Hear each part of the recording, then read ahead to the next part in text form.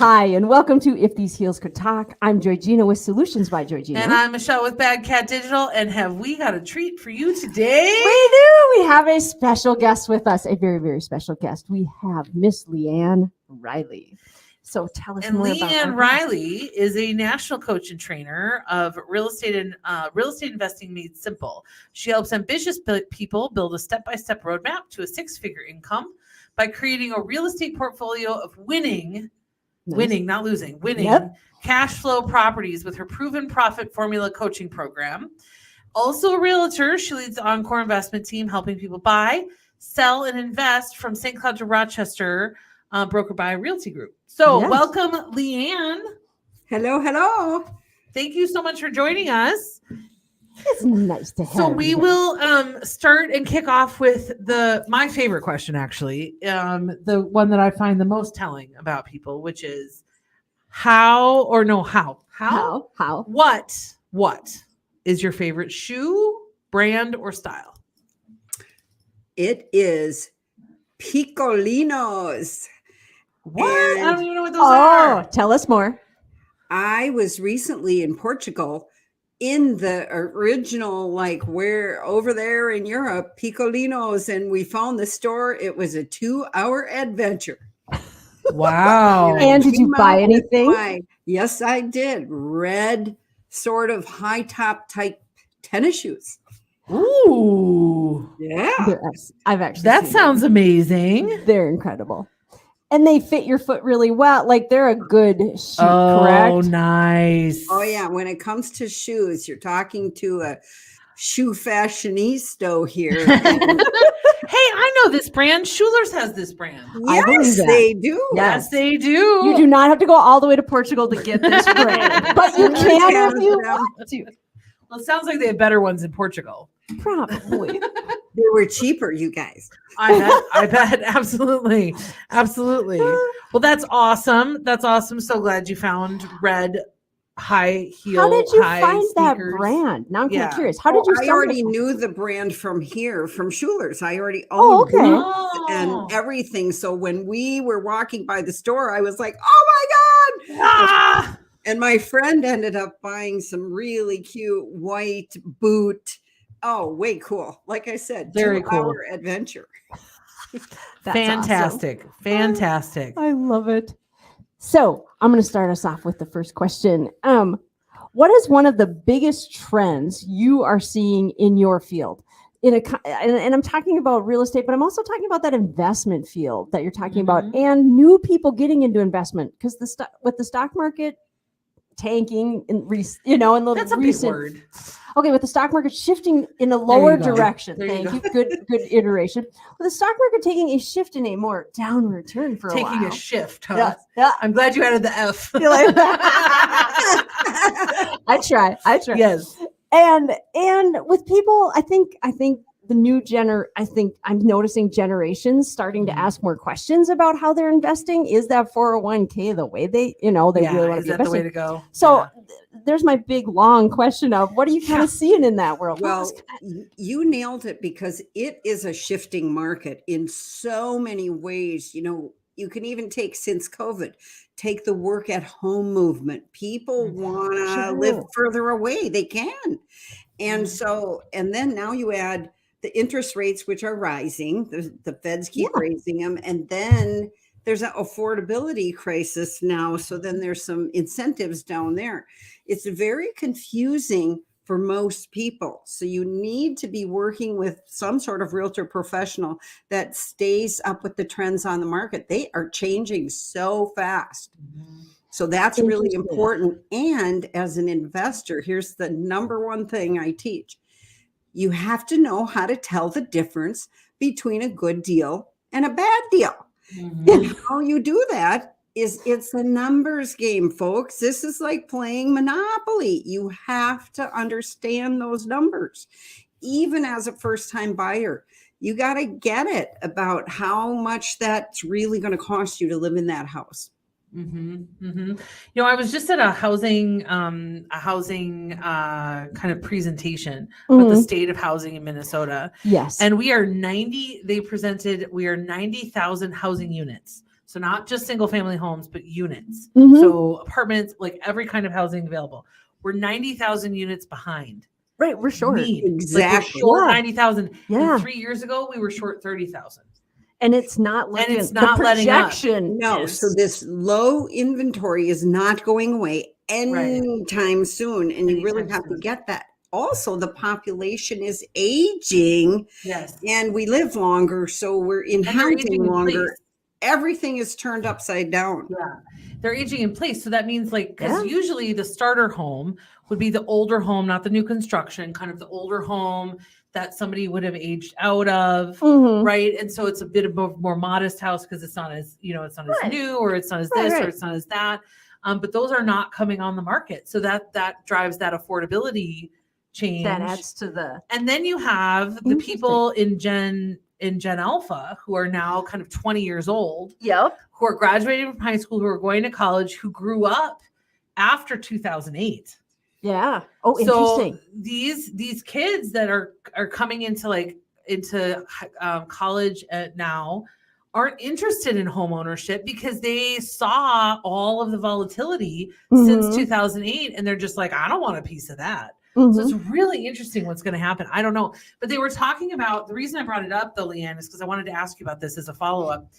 They were talking in that about the systemic barriers to development of more housing units. And they were talking about things like setbacks and easements that only require single family homes. So there's fewer duplexes or quadplexes being built. They were talking about HOAs and these agreements in terms of a neighborhood will only be built with 3-car garages, or these finish standards in certain neighborhoods and things that are making it so that people have to build houses that are $500,000, $750,000 to build. Mhm. And so then developers can't make any money on that house, so they're not Right. building them. So I wanted to ask LeAnn, what do you see in terms of kind of systemic shifts that we could take to ease up the housing market a little Well, bit? there's a lot of things. There's rehab going on, but take Minneapolis, St. Paul, for example. St. Paul instituted rent control of a sort. The worst one in the entire nation about a year and a half ago. That's affecting the building. Mhm. There's going to be a backlash for a long, long time. Minneapolis is talking about it. Nothing has happened yet. Suburbs, now you go out to the suburbs, they're instituting their own sort of, we don't want any more single family rentals. So Maple Grove, for example, put a moratorium on for a year. Then you go further out towards St. Cloud or Rochester or whatever. There, luckily, it's not really saturated yet on so many rules, but you're right. The rules to build are getting worse. The taxes are higher.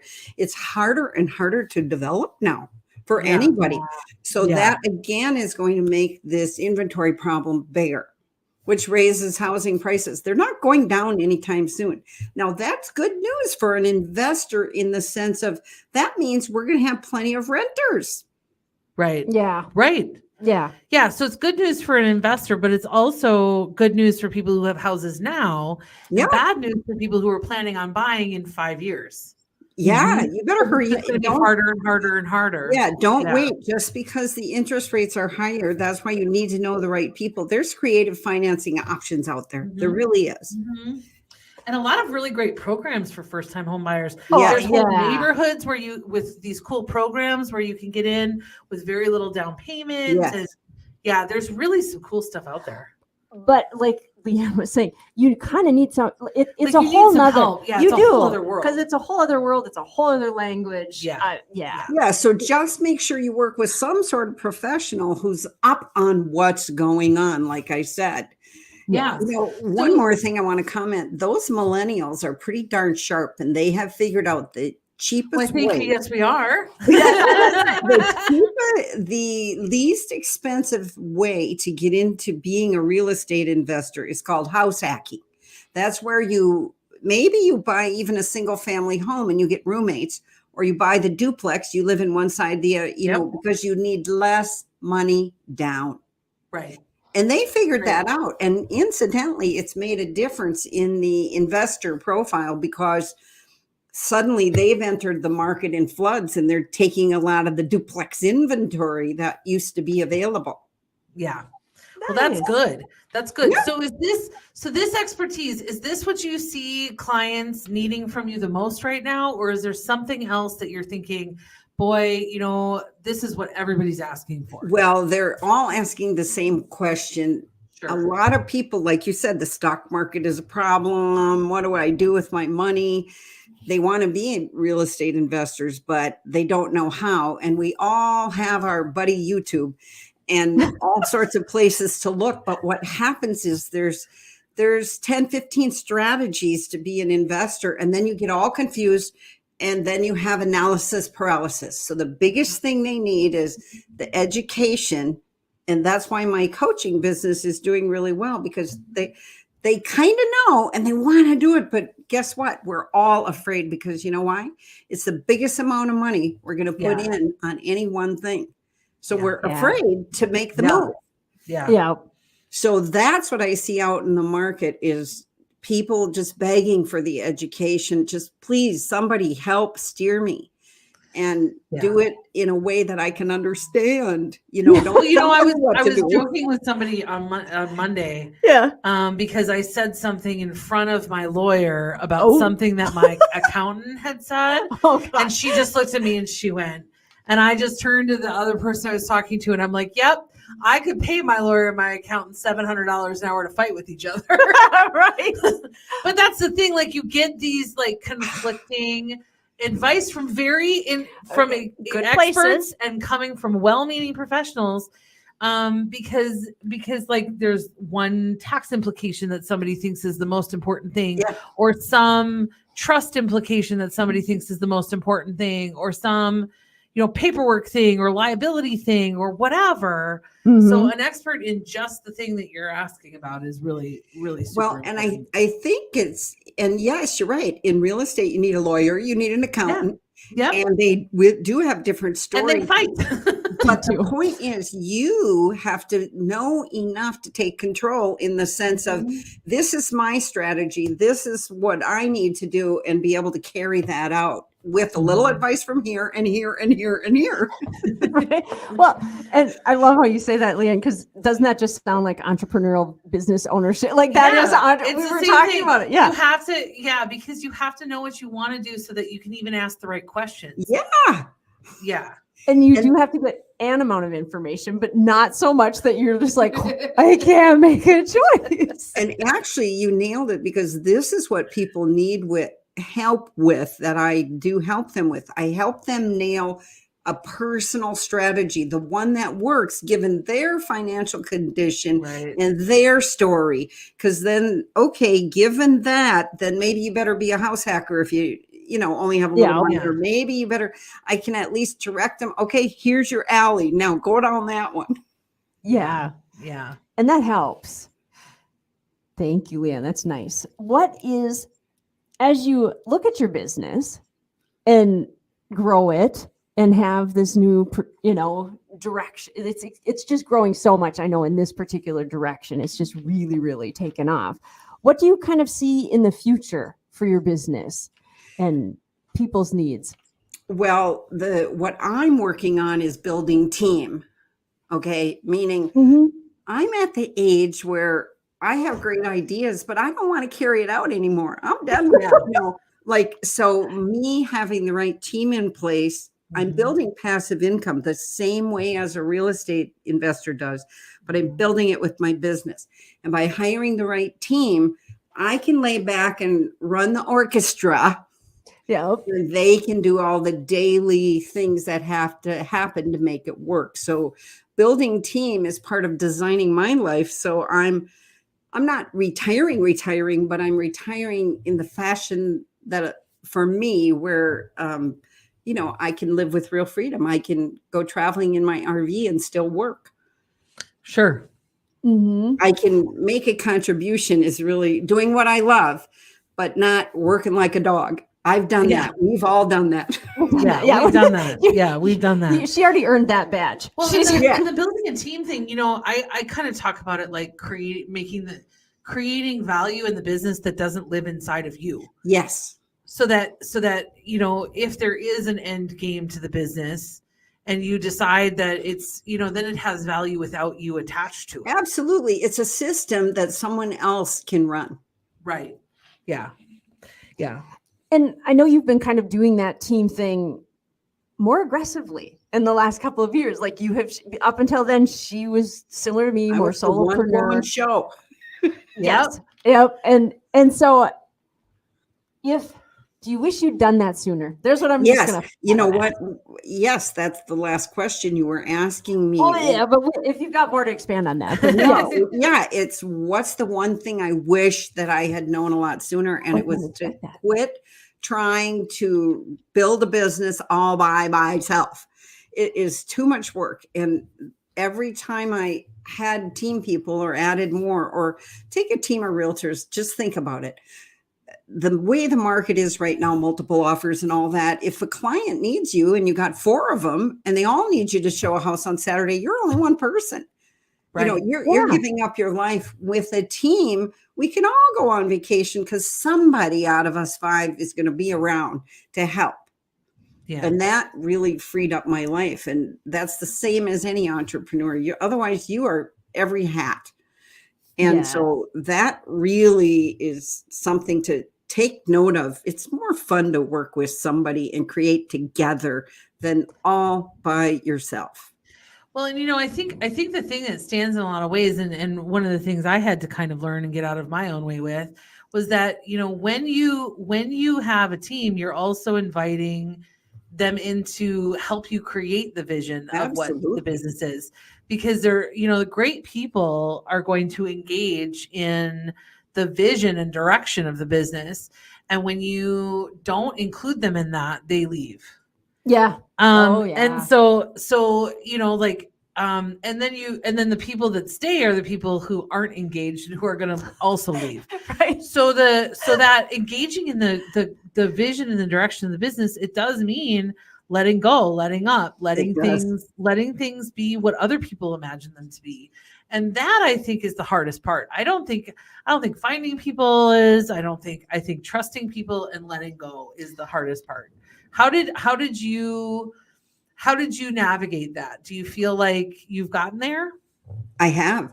And, I'm a coach, but here's the interesting part, or normal part maybe. I have coaches in 4 areas of my life, that I need to get me to that place. So I'm letting go and I'm living my best life. Otherwise, I wouldn't be where I am. I need someone to hold me up. Like right after this, I have my fitness trainer and my accountability call. Yeah, I love that. I love that. That's fantastic. And I had one this morning with Joy, actually, because she handles PQ. Yes, I do. I do positive intelligence. There you go. Absolutely. We had a nice conversation. Yeah.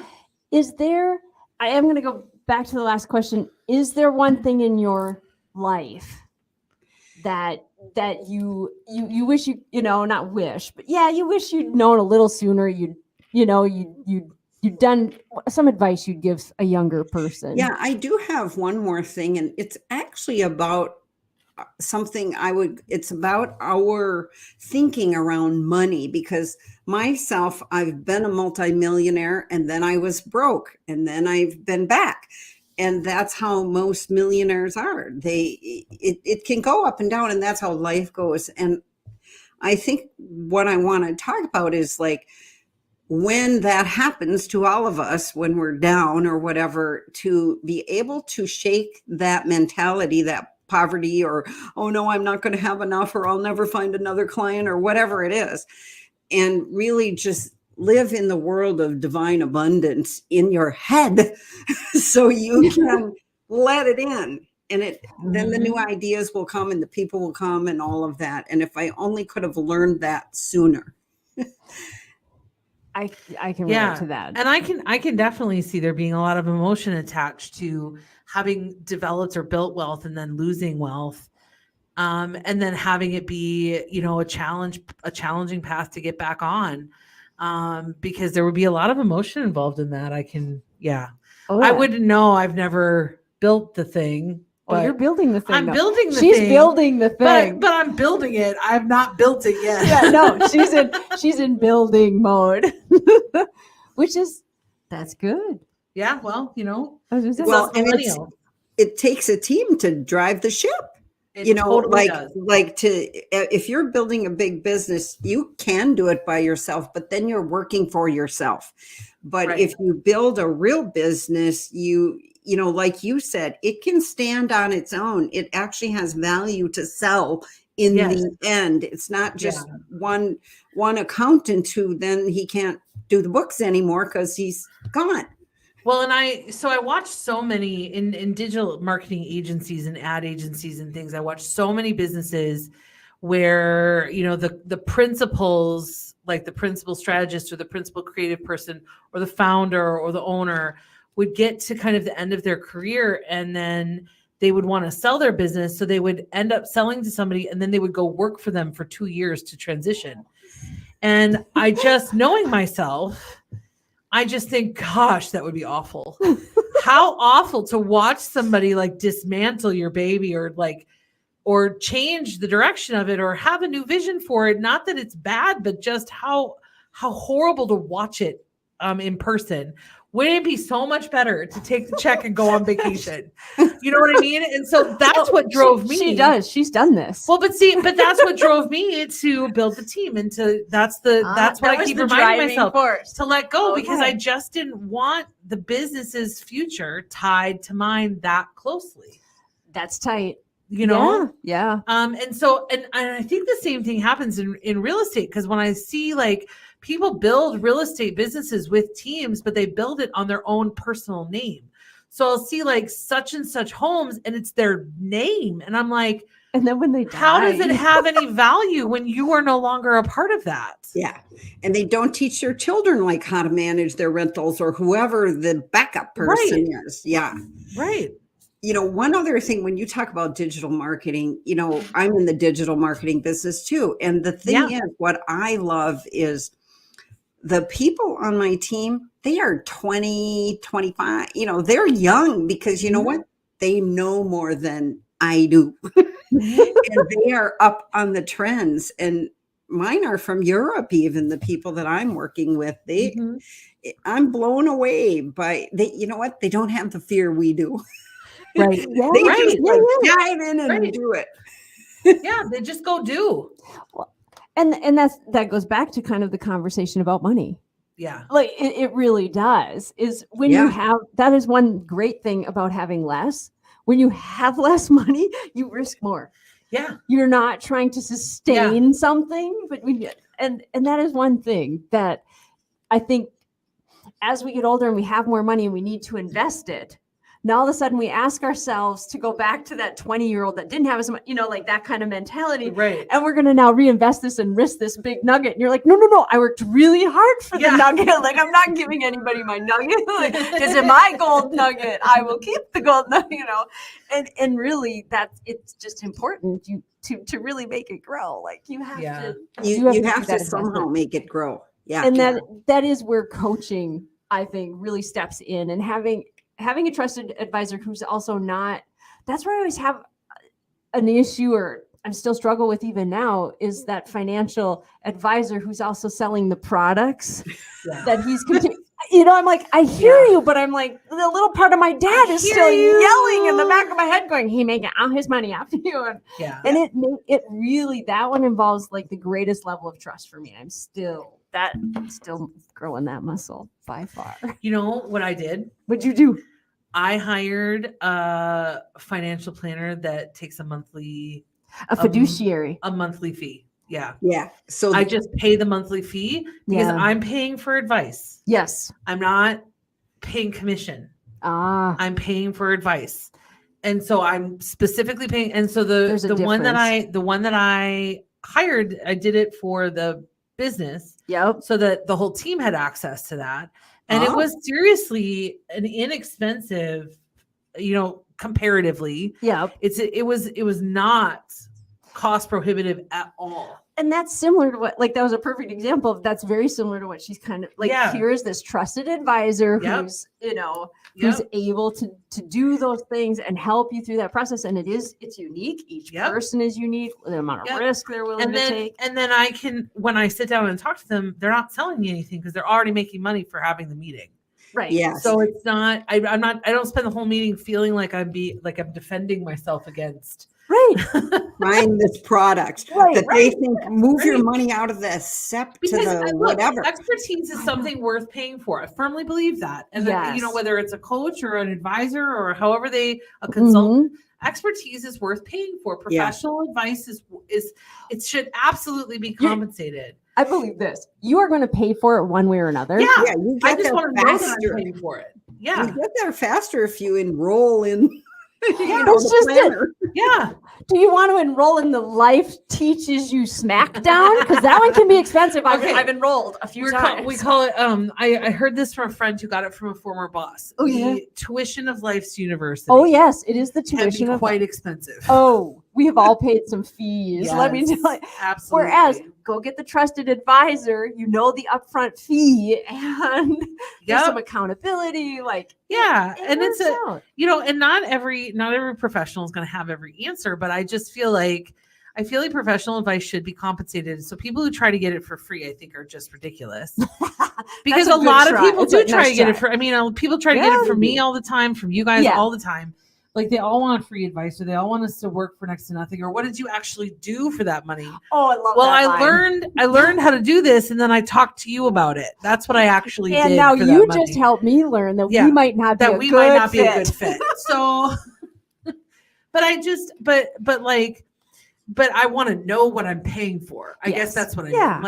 Like if I look at my receipt from Walgreens or the CVS ones that are 17 miles long, Yes. Like if I look at my receipt and I see a bunch of stuff I didn't buy, I'm going to take it back.